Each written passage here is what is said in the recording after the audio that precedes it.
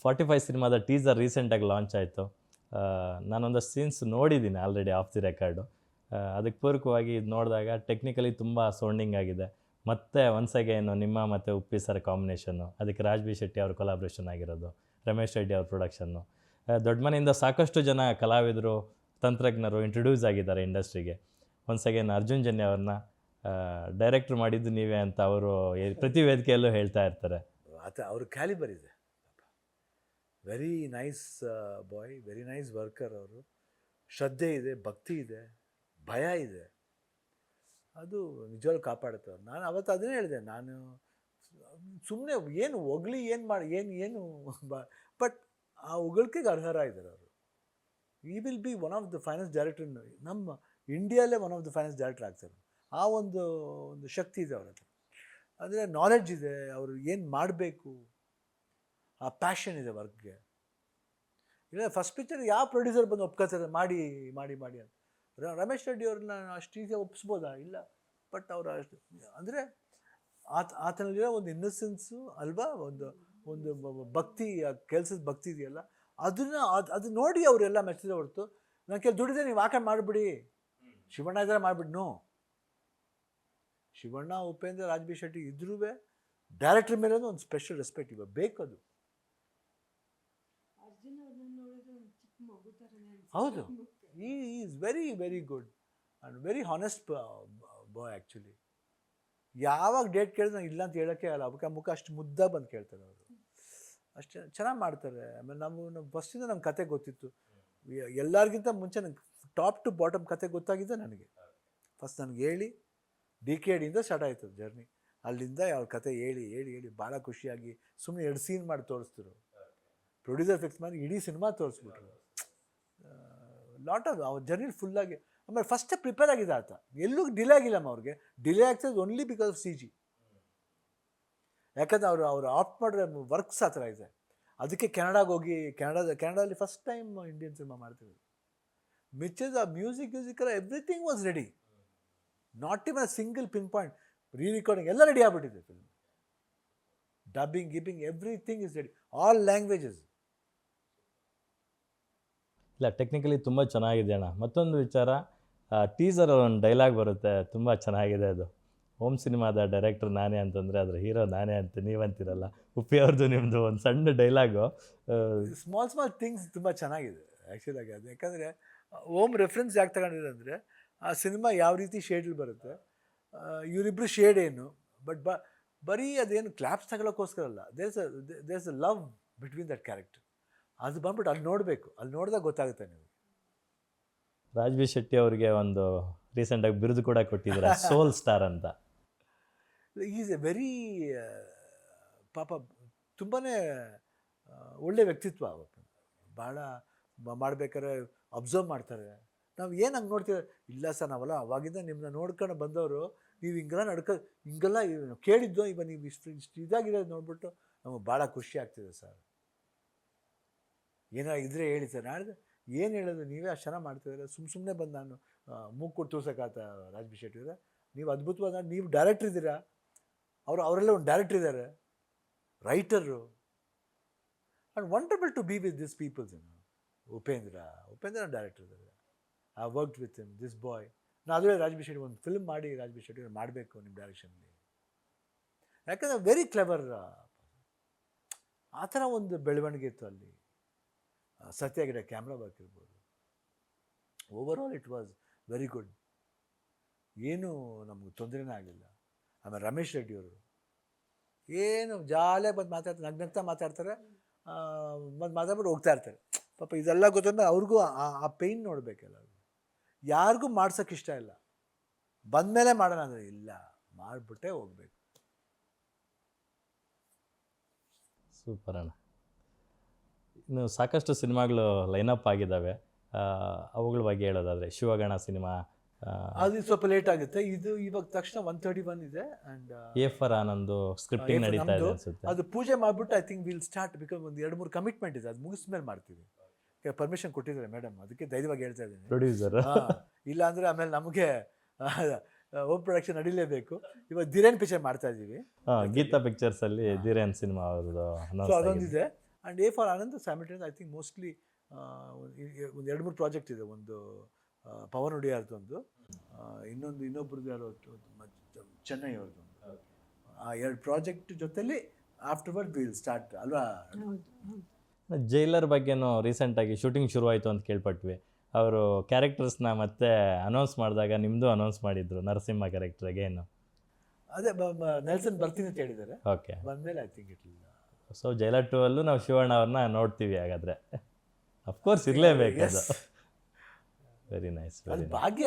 ಅದು ಅಗೇನ್ ರಜನಿಕಾಂತ್ ಜೊತೆಲಿ ನೆಲ್ಸನ್, ಪಾಪ ಸಚ್ ವಂಡರ್ಫುಲ್ ಪೀಪಲ್, ನಮ್ಮನ್ನೆಲ್ಲ ಅಷ್ಟೊಂದು ಪ್ರೀತಿ ಮಾಡೋರು. ಮಾಡೋಣ ಅಣ್ಣ. ನಿಮಗೆ ಈಗ ಆಲ್ಮೋಸ್ಟ್ ಅಲ್ಲೂ ಸಾಕಷ್ಟು ಕಾಂಬಿನೇಷನ್ಗಳಲ್ಲಿ ಸಿನಿಮಾಗಳು ಮಾಡ್ತಿದ್ದೀರಾ, ಕನ್ನಡದಲ್ಲಂತೂ ತುಂಬ ಕಾಂಬಿನೇಷನ್ಗಳು ಮಾಡಿದ್ದೀರಾ. ನಿಮಗೆ ಇಲ್ಲಿಂದ ಈ ಕಡೆ ನಾನು ಈ ಥರದೊಂದು ಕಾಂಬಿನೇಷನಲ್ಲಿ ಒಂದು ಸಿನಿಮಾ ಮಾಡಬೇಕು ಅಂತ ನಿಮ್ಗೆ ಯಾರ ಜೊತೆ ಆ್ಯಕ್ಟ್ ಮಾಡೋದಕ್ಕೆ ಇಷ್ಟ ಅಣ್ಣ? ಮಲ್ಟಿ ಸ್ಟಾರರು, ಅದು ಅದರ್ ಲ್ಯಾಂಗ್ವೇಜ್ ಇರ್ಬೋದು ಅಥವಾ ನಮ್ಮಲ್ಲೇ ಇರ್ಬೋದು. ನಮ್ಮಲ್ಲಿ ಇವಾಗ ಮಾಡ್ತಾ ಇದ್ದೀನಿ ಆಲ್ಮೋಸ್ಟ್. ಇವಾಗ ಉಪೇಂದ್ರ ಜೊತೆ ಮಾಡಿದ್ದೀನಿ, ಸುದೀಪ್ ಅವ್ರ ಜೊತೆ ಮಾಡಿದ್ದೀನಿ, ಇನ್ಯಾರಿದ್ದಾರೆ, ರಾಘು ಜೊತೆಲಾಗಿದೆ. ಆಮೇಲೆ ಶ್ರೀಮುರಳಿ ಅವ್ರ ಜೊತೆ ಆಯಿತು, ದುನಿಯಾ ವಿಜಯ್ ಅವ್ರ ಜೊತೆ ಆಯಿತು, ದುನಿಯಾ ವಿಜಯ್ ಜೊತೆ ಆಯಿತು. ಇಲ್ಲ ಆಗಿಲ್ಲ, ಅದು ಆವಾಗಿತ್ತು. ಈಗ ಮತ್ತೆ ಹೀರೋ ಆದಮೇಲೆ ಇವಾಗ ಮಾಡಬೇಕು. ದುನಿಯಾ ವಿಜಯ್ ಜೊತೆ ಒಂದು ಮಾಡಬೇಕಂತ, ಒಂದು ರಾ ಫಿಲ್ಮ್ ಮಾಡೋಣ. ನೀವು ಮೊನ್ನೆ ಇದಕ್ಕೆ ಊರಿಗೆ ಹೋಗಿ ಬಂದಿದ್ವಿ ಅಂದು ಇದಕ್ಕೆ ನೆನಪಾಯಿತು ನನಗೆ. ನಿಮ್ಮ ಅತ್ತೆ ಅವರಿಗೆ ಅಪ್ಪು ಅವರು ತೀರೋಗಿರೋದು ಇಷ್ಟು ವರ್ಷ ಆದರೂ ಗೊತ್ತೇ ಇಲ್ಲ ಅನ್ನೋದು ವೈರಲ್ ಆಗ್ತಿದೆ, ಒಂದು ಸಣ್ಣ ವೀಡಿಯೋ. ಆ ಗೋಪ್ಯತೆ ಹೇಗೆ ಕಾಪಾಡಿದ್ರು ಅಷ್ಟು ಲಾಂಗ್ ಟೈಮ್? ಅದು ಅಲ್ಲಿ ಅವರು ಗೋಪಾಲಣ್ಣ, ಆಮೇಲೆ ಪ್ರೇಮಕ್ಕ, ಆಮೇಲೆ ಅಲ್ಲಿ ನೋಡ್ಕೊಳ್ಳೋ ನರ್ಸಸ್ಗಳಿರ್ಬೋದು, ಆಮೇಲೆ ಗೋಪಾಲಣ್ಣ ನಮ್ಮ ಮಗಳು ಒಬ್ರು ಇದ್ದಾರೆ ಅಲ್ಲಿ, ಪಲ್ಲವಿ ಐ ಥಿಂಕ್ ಏನೋ ಪವಾಡನೇ ಅದು. ಐ ಥಿಂಕ್ ಇಲ್ಲ, ನಮ್ಗೆ ಒಂದೊಂದು ಸತಿ ಅನಿಸುತ್ತೆ, ಡೌಟ್ ಅನಿಸುತ್ತೆ, ಗೊತ್ತಿದ್ದು ಮುಚ್ಚಿಟ್ಕೊಂಡಿರ್ತೀರ ನಾಗತ್ತೆ. ಸರಿ ಇವ್ರಿಗೆಲ್ಲ ತಿಳ್ಕೊಂಡಿದ್ರೆ ನಂಗೆ ಗೊತ್ತಿಲ್ಲ ಅಂತ. ಆಯಿತು, ಗೊತ್ತಿಲ್ಲ ಅಂತಲೇ ಅನ್ಕೊಂಬಿಡ್ಲಿ ಬಿಡಿ. ಎಲ್ಲೂ I think we can't say, ನನ್ನ ಮನ್ಸಿಗೆ ಅನಿಸ್ತಾ ಇದೆ. ಬಟ್ ಗೊತ್ತಿಲ್ಲದೇನೂ ಇರ್ಬೋದು. ಬಟ್ ಆ ಇನ್ನಸೆನ್ಸ್ ಇದೆಯಲ್ಲ, ಅದು ಅವ್ರ ಮುಖದಲ್ಲಿ ಆ ಇನ್ನಸೆನ್ಸ್ ನೋಡಿ. ಆ ಮಗು ಮುಖನೇ ಇವಾಗಲೂ ನಗಬೇಕಾಗಿ. ಮೊನ್ನೆ ಬಂದ್ಬೇಕಾದ್ರೆ ಗೀತಾನು ಕೇಳ್ತಾರೆ, ವಾಯ್ಸ್ ಕೇಳ್ಬಿಟ್ಟು ಯಾರಂತ ಗೊತ್ತಾ, ಗೀತಾ ಅಲ್ವಾ ಅಂತ ಹೇಳಿದ್ರು.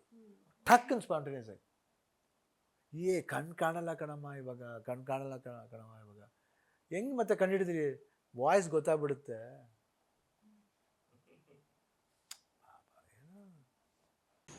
ಅಪ್ಪು 50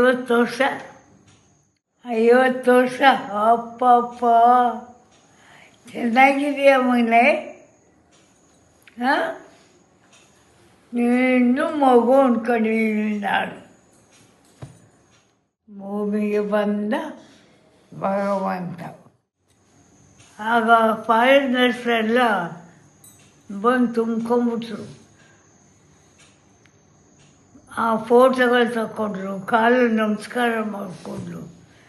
ಬಂದ ಮೇಲೆ ಅವನಲ್ಲಪ್ಪ ಯಾರಿದ್ದಾರಪ್ಪ ಈ ಸೇವೆ, ಎಲ್ಲ ಗಾಡ್ ಅಂದ್ಕೊಂಡು ನಮಸ್ಕಾರ ಮಾಡಲಿ ಅವನಿಗೆ. ಫೋಟೋ ತಗೊಂಡು ಎಷ್ಟು ತೆಗೆದ್ರು ಅಪ್ಪ. ಶೂಟಿಂಗೇ ಮಾಡಲಿಲ್ಲ ಅವತ್ತು. ಅವ್ನು ಫೋಟೋ ತಗೊಂಡು ಹೋಗೋದೇ ಆಯಿತು ಅವ್ರಿಗೆ. ಯಾಕೆ ನಿಂತಾನೆ ಬರ್ಮೈನಲ್ಲಿ ಅಂತ. ಒಂದ್ಸಲ ಬಂದು ನೋಡ್ಕೊಂಡು ಹೋಗೋಕಂದನಲ್ಲ, ನೀನು ನೋಡ್ಬಿಡ್ತೀನಿ. ಆ ಇಷ್ಟದಲ್ಲೇ ಇದೆಯಾ, ದೊಡ್ಡವನಾಗಿದೆ, ನೋಡ್ಬಿಡ್ತೀನಿ. ಅಣ್ಣ, ಇನ್ನು ದೊಡ್ಡ ಮಗಳ ಮದುವೆಗೆ ನಾವೆಲ್ಲ ಸಾಕ್ಷಿಯಾಗಿದ್ವಿ. ಸುಮಾರು ಒಂದು ತಿಂಗಳ ಕಾಲ ಅದ್ಧೂರಿಯಾಗಿ ಮಾಡಿದ್ರಿ ಪ್ಯಾಲೇಸ್ ಗ್ರೌಂಡಲ್ಲಿ. ನಾವೆಲ್ಲ ಅದನ್ನ ಕವರೇಜ್ಗೂ ಬಂದಿದ್ವಿ. ನಾವು ಕುಟುಂಬಸ್ಥರ ಥರ ಜೊತೆಗಿದ್ವಿ ಮದುವೆಯಲ್ಲಿ. ನೀವೇ ಅವರ ಮದುವೆ ಬಗ್ಗೆ ಏನಾದರೂ ಚಿಂತನೆ ಮಾಡ್ತಿದ್ದೀರಾ ಅಂತ? ಮಾಡ್ತಾ ಇದ್ವಿ. ಆದಷ್ಟು ಬೇಗ ಸಿಹಿ ಸುದ್ದಿ ಬರುತ್ತೆ ಅಂತ ಒಂದು ಭರವಸೆ ಇದೆ. ಮಕ್ಕಳು ಈಗಿನ ಕಾಲ ಮಕ್ಕಳಲ್ಲ, ಸ್ವಲ್ಪ ನೋಡಬೇಕು ಅವ್ರದ್ದು ಒಂದು ಟೇಸ್ಟ್ ಆ್ಯಂಡ್ ಇದನ್ನು. ಸೊ ಅವರು ಈಗ ಸಿನಿಮಾ ಪ್ರೊಡಕ್ಷನಲ್ಲಿ ಬ್ಯುಸಿ ಮಾಡಿದ್ದಾರೆ. ಅವಳು ಇವಾಗ ಸ್ವಲ್ಪ ಟೆನ್ಷನ್ಲಿದ್ದಾಳೆ. ಪಿಕ್ಚರ್ ಇದೆ, ನಾಳೆ ಏನು ಆರಾಮಾಗಿದೆ ಮಾಡಲೆ. ಪಿಕ್ಚರ್ ಚೆನ್ನಾಗಿದ್ರೆ ಆರಾಮಾಗಿ ಹೋಗುತ್ತೆ. ಆಮೇಲೆ ಭಾಳ ಸಿನ್ಸಿಯರಾಗಿ ನೀನು ಕೇಳಿ ಕಥೆ ಒಪ್ಕೊಂಡಿದ್ಯಾ. ನಮಗೂ ಇಷ್ಟ ಆಗಿದೆ ಆ ಪಿಕ್ಚರು. ಫೈರ್ ಫ್ಲೈ ಏನು ಸ್ಟೋರಿ ಇದೆ, ಆ ವಂಶಿನ ಹುಡುಗ ಹೊಸಬ ಚೆನ್ನಾಗಿ ಮಾಡಿದ್ದಾನೆ, ಡೈರೆಕ್ಷನ್ ಮಾಡಿದ್ದಾನೆ, ಅವನೇ ಆ್ಯಕ್ಟ್ ಮಾಡಿದ್ದಾನೆ, ಭಾಳ ಇಂಟ್ರೆಸ್ಟಿಂಗಾಗಿ ಮಾಡಿದ್ದಾರೆ, ಭಾಳ ಟೆಕ್ನಿಕಲಿ ಚೆನ್ನಾಗಿ ಮಾಡಿದ್ದಾರೆ. ಆಮೇಲೆ ಚರಣ್ ರಾಜ್ ಅವರು ಯೂಶ್ವಲಿ ಒಪ್ಕೊಳ್ಳೋದು ಕಷ್ಟ, ಅವ್ರಿಗೆ ಹೇಳಿ ಒಪ್ಪಿಸಿದ್ದು ನೀವು ಮಾಡಿದೆ ಚೆನ್ನಾಗಿರುತ್ತೆ ಅಂತ ಅವ್ರು ಕೇಳಿದ್ಮೇಲೆ ಹೇಳಿದ್ರು ಥ್ಯಾಂಕ್ ಯು ಶಿವಣ್ಣ, ನಾನು ಬಿಟ್ಬಿಡ್ತಿದ್ದೆ ಈ ಪಿಕ್ಚರ್ನ, ನಾನು ನೀವು ಹೇಳಿದ್ಮೇಲೆ ಅನಿಸ್ತು. ಭಾಳ ಒಳ್ಳೆ ಟೀಮ್ ಇದ್ದಾರೆ. ಆಮೇಲೆ ನಿವಿ ಅವರು ಅಷ್ಟೇ ಭಾಳ ಬ್ರಿಲಿಯಂಟ್ ಆಗಿದ್ದಾರೆ. ಸೊ ಇವಾಗ ಒಳ್ಳೆ ಒಂದು ಟೀಸರ್ ಬಿಟ್ಟಿದ್ವಿ, ಇವಾಗ ಒಂದು ಸಾಂಗ್ ಇದೆ, ಇವತ್ತೊಂದು ಸಾಂಗ್ ಬಿಟ್ಟಿದ್ವಿ, ಇವತ್ತೊಂದು ಸಾಂಗ್ ಬಿಟ್ಟಿದ್ವಿ, ಇನ್ನೊಂದು 3 ಸಾಂಗ್ ಇದೆ. And trailer mostly 15th or 16th ಬಿಡ್ತೀವಿ. ಅದಾದಮೇಲೆ 24th ಅಪ್ಪಾಜಿ ಬರ್ತ್ಡೇ ದಿವಸ.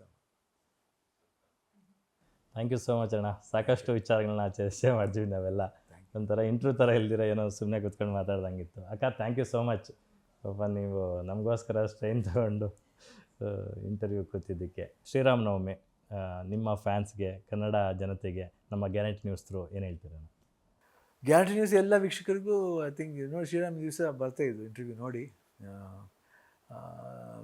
ಅಂದ ತಕ್ಷಣ ಪಾನ್ಕ, ಮಜ್ಜಿಗೆ, ಕೋಸಂಬರಿ ಅದು ಯೂಶ್ವಲಾಗಿ ಅದು ಮರೆಯೋಕ್ಕೆ ಆಗಲ್ಲ. ಆಮೇಲೆ ರಾಮ ಅಂದ ತಕ್ಷಣ ಬೇರೆ ಥರವಾದ ಒಂದು ಪವರ್, ಒಂದು ಎನರ್ಜಿ. ಅಲ್ಲಿ ಸೀತೆ ಮಾತೆ ಇರ್ಬೋದು, ಲಕ್ಷ್ಮಣ ಇರ್ಬೋದು, ಅಲ್ಲಿಂದ ಆಂಜನೇಯ ಸ್ವಾಮಿ ಇರ್ಬೋದು. ಸೊ ಇವೆಲ್ಲ ಬರೋದು ಎಲ್ಲದೂ ಒಂದು ಪಾಸಿಟಿವ್ ವೈಬ್ಸ್. ಸೊ ಎಲ್ಲರಿಗೂ ಈ ಪಾಸಿಟಿವ್ ವೈಬ್ಸ್ ಬರಲಿ, ಒಳ್ಳೆಯದಾಗಲಿ, ಎಲ್ಲ ಸಿನಿಮಾಗಳು, ಕನ್ನಡ ಸಿನಿಮಾಗಳು ಚೆನ್ನಾಗಿ ಹೋಗಲಿ ಅಂತ ಕೇಳ್ಕೊತೀನಿ. ಎಕ್ಸ್ಪೆಷಲಿ ಯಂಗ್ಸ್ಟರ್ಸ್, ಇವಾಗ ಬರೋ ಯಂಗ್ಸ್ಟರ್ಸ್ ಪಿಕ್ಚರ್ನ ಸ್ವಲ್ಪ ಚೂರು ಸಪೋರ್ಟ್ ಮಾಡಿ, ಸ್ವಲ್ಪ ಇದು ಮಾಡಿ, ಪಾಪ ನೋಡಲಿ. ಎಷ್ಟು ಆಸೆ ನಾವೆಲ್ಲ ಬರ್ಬೇಕಾದ್ರೆ ಹಂಗೆ ಬಂದು ನಮ್ಗೆ ಸಪೋರ್ಟ್ ಕೊಟ್ಟಿರ್ತಾರೆ, ಅವ್ರಿಗೂ ಒಂದು ಕೊಟ್ಟರೆ ಒಂದು ಒಳ್ಳೆ ಡೈರೆಕ್ಟರ್ ಬರ್ತಾರೆ, ಒಬ್ಬ ಒಳ್ಳೆ ಹೀರೋ ಬರ್ತಾರೆ, ಒಬ್ಬ ಒಳ್ಳೆ ಟೆಕ್ನಿಷಿಯನ್ ಬರ್ತಾರೆ ಅಂತ ನನ್ನ ಭಾವಿಸೆ. ಸೊ ರಾಮನವಮಿ ದಿವಸ ಒಳ್ಳೆ ಮಾತಾಡ್ತಿದ್ದೀನಿ, ದಯವಿಟ್ಟು ನೀವೆಲ್ಲರೂ ಒಪ್ಕೋತೀರ ಅಂತ ನಾನು ಭಾವಿಸ್ತೀನಿ. ಎಲ್ರಿಗೂ ರಾಮನವಮಿ ಹಬ್ಬದ ಶುಭಾಶಯಗಳು. So sweet of you. Thank you ಅಣ್ಣ.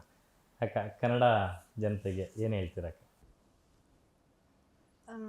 ಏನು ಹೇಳಿ, ಎಲ್ಲ ಕನ್ನಡ ಚಿತ್ರಗಳನ್ನ ನೋಡಿ ನಿಮ್ಮ ಆಶೀರ್ವಾದ ಸದಾ ಶಿವರಾಜ್ಕುಮಾರ್ ಮೇಲೆ ಇದೆ ಅಂತ ಗೊತ್ತಿದೆ, ಅದು ಯಾವಾಗಲೂ ಇರಲಿ ಅಂತ ನಾನು ಕೇಳ್ಕೊಳ್ತೀನಿ. ನಮಸ್ಕಾರ.